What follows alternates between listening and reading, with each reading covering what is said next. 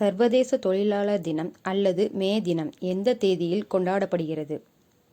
Answer: மே 1.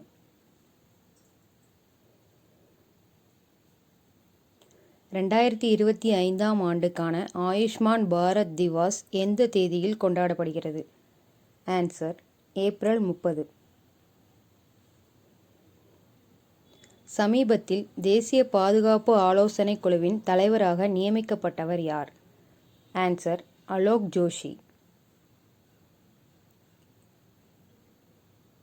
சமீபத்தில் இந்திய உச்சநீதிமன்றத்தின் 52வது தலைமை நீதிபதியாக நியமிக்கப்பட்டவர் யார்? ஆன்சர்: டி.ஒய். சந்திரசூட். வன மேலாண்மைக்காக AI அடிப்படையிலான நிகழ்நேர எச்சரிக்கை முறையை செயல்படுத்திய முதல் இந்திய மாநிலம் எது? ஆன்சர்: மத்திய பிரதேசம்.